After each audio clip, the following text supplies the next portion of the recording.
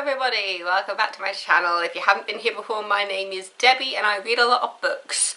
We're back over here again. I've got the house to myself and I've got home from work and I really need to do these books because I've got a couple of books behind with my reviewing. I'm 2 books later than the book that I'm reviewing right now, if that makes sense. So after this book, there's another book that I finished and another book that I've started. Yeah. So today's book is The Catch by TM Logan. She says he's perfect. I know he's lying. I have read a book by TM Logan before. Oh, it's actually on, there's actually a sticker on the front of this cover that says best-selling author of The Holiday. The Holiday I have read before and that was a really, really good book. And so I kind of had an idea of the style of the way TM Logan writes. But yes, so I'm going to go and read that blurb for you just so you can get the basics and then I'll go into it and there may be spoilers. There may be spoilers. I didn't think I could avoid talking about some of it, so I'm just going to pop that out there. There may be spoilers. She says he's perfect. I know he's lying. He caught me watching and our eyes met. That was when it hit me. There was something not quite right about my daughter's new boyfriend. The doting father, Ed, finally meets his daughter's boyfriend for the first time. Smart, successful and handsome, Ryan appears to be a real catch. Then Abby announces their plan to get married. The perfect fiancé. There's just one problem. Ed thinks Ryan is lying to them. Who would you believe? All of Ed's instincts tell him his daughter is in terrible danger, but no one else can see it. With the wedding date approaching fast, Ed sets out to uncover Ryan's secrets before it's too late. Ugh. This was a ride. It really was. It's 448 pages in crime and thriller. Target audience adult. This was a good book. There's another book on here called Trust Me by TM Logan, which I would reserve right now if I wasn't at my limit. That tells you how many books I've got on here. Oh, there's so much through it that starts to make you question everything. Oh, yeah. So you got Ed, his wife Claire, his daughter Abby, Ryan, who is the fiancé, and then you've got the cat, Tilly. The cat is quite important because there's little things that come out and you're just like, what is going on? What is happening with the relationship with the cat? So, I don't really know where to start with this, so I'm just going to start from the beginning. At the beginning of the book, you got Ed and Claire hosting a little get-together in their garden. Abby has come and brought her boyfriend, Ryan, with her. So, they're there to kind of get to know the boyfriend. Hi, Harrison. You gonna come up? Oh. But yeah, so they're there to kind of get to know Ryan a bit. Abby has been with Ryan for, I think it's about 6 or 7 months. And this is the first time they're meeting the boyfriend. While they are there, Ryan, it's hard to describe this bit, while they're playing badminton in the back garden, Ryan and Ed kind of catch eyes, and that probably sounds weird, but basically, you know how everybody has like that gut instinct about someone? You know, sometimes you can meet someone and just like, I feel off about this person, like something about this person kind of gives me the heebie-jeebies. That is what Ed gets from Ryan. He looks at his eyes and he just sees darkness and he's just like, does nobody else see this? Does nobody else kind of have the same feeling that I do about this guy? Yeah, there's a bit of an age difference between Ryan and Abby. Ryan is in his early 30s and Abby is mid-20s, so it's not a big age gap, but it's something that is commented on in the book. At this kind of get-together at the parents' house, Ryan takes Ed aside and says, I want to get permission to propose to your daughter, which he's there saying, what's the rush? you know, we've only just met you for a start as the parents. If she's really the one, like, do you think you can hold on for a bit longer? Because obviously, I completely understand where Ed is coming from on that. And even his wife, Claire, has her thing of saying, this does seem to be quite quick considering the fact that you've been together less than a year. And yeah, so Ed's already kind of got his goggles on because he doesn't trust Ryan. He sees the darkness, he has this instinct that there's something that they're not being told about him. And so when it comes out that Ryan has actually already proposed to Abby and she has said yes, and he realises, oh, he wasn't getting permission from me, he'd already done it.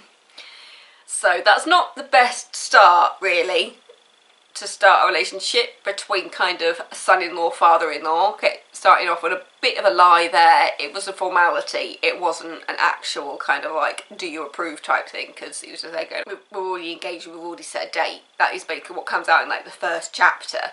And they're just like, oh, okay, so where's the wedding? They're just like, is it something like June or July? And they go, oh, so we've got like over a year. And they go, actually, no, we mean like next month. And that's when Ed's world completely falls apart on him, because he's just like, wait, what? You're telling me that you've been dating for like 6-7 months, you're already engaged, and then you're going to be married within less than a year of meeting each other. And Abby's there saying, well, we want to do it while Grandma's still here because Grandma's in ill health, and so everybody's kind of in a bit of a state of shock. And Ed just goes complete loony, basically. He gets sucked in to that darkness that he sees in Ryan, and he goes a bit psycho dad.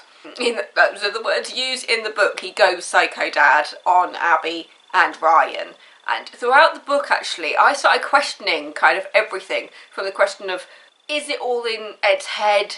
Has he got the wrong end of the stick? Is it something else he's picked up on? Which it does come out there is something that he does pick up on a little bit. But it comes a point when, because on the surface, Ryan is presented as quite a nice guy, you know, there's not much in there to make you question Ryan in the beginning. He does all the right things. It's like, as Ed is like following him around town and like driving like 2 cars behind and following him and trying to figure out where the hell he's going. The dodgiest thing that you really get is Ryan pulling onto quite a bit of a dodgy estate and going to someone's house on the dodgy estate, and you realise there's no doorbell, you have to knock on the door, there's a camera on it, and Ed becomes convinced that this is his drug dealer, though there's nothing else to kind of say what's going on there. When confronted, Ryan says, I'm actually visiting an old army mate who lives there, who doesn't get out much anymore. You realise that in a lot of ways Ryan almost seems too good to be true.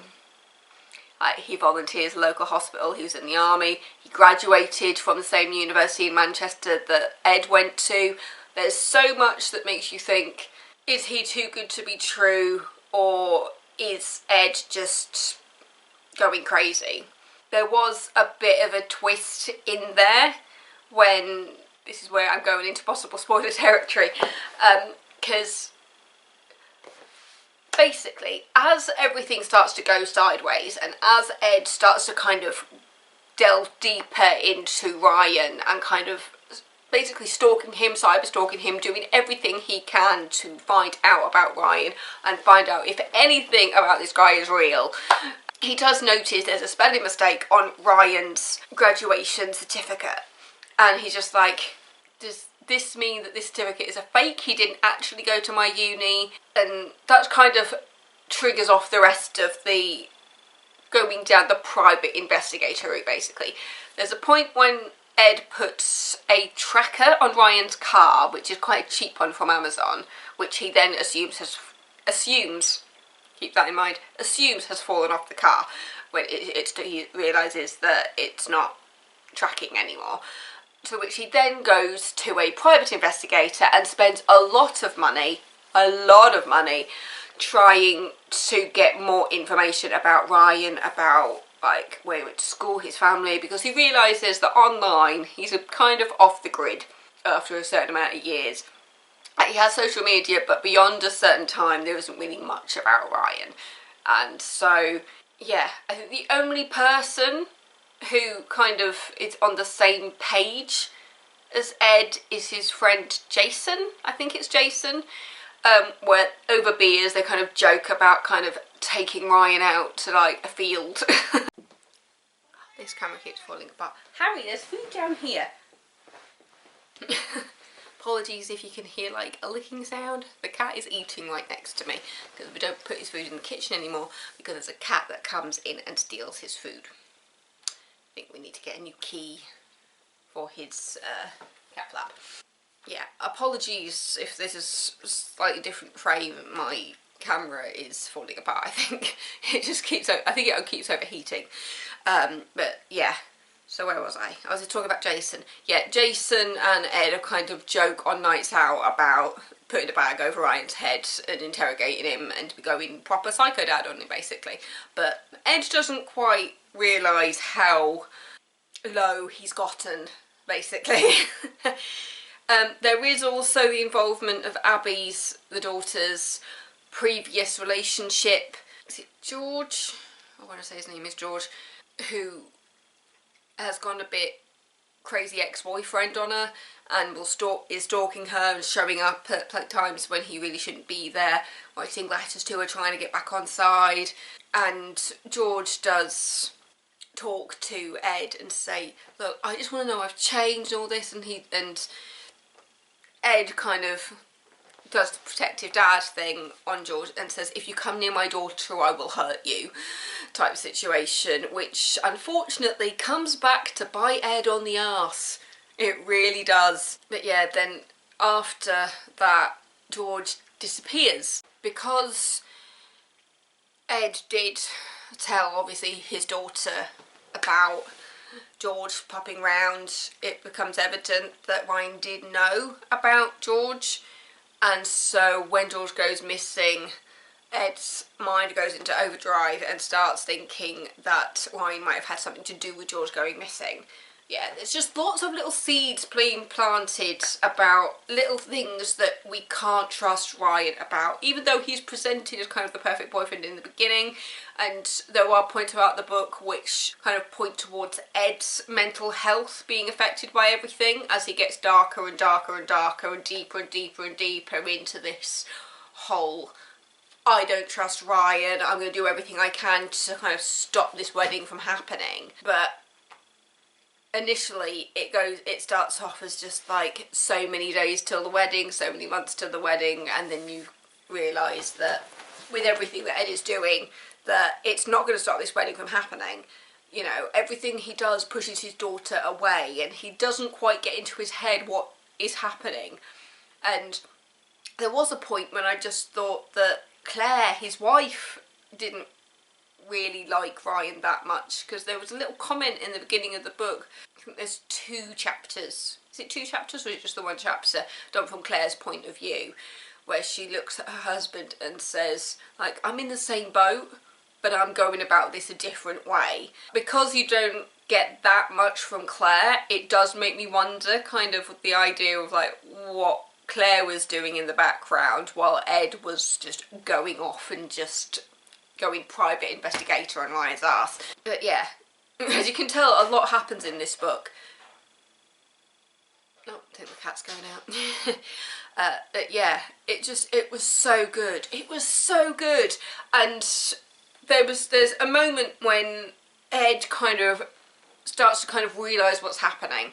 It's a point when he goes out onto the moors, basically trying to figure out where the hell Ryan's gone. Ryan claims to be in Manchester like every month, I think it is, to kind of pay tribute to his mum who died. And with the tracker, Ed realises that Ryan is not going to Manchester. He's going to somewhere in, is it Derbyshire, I think it is?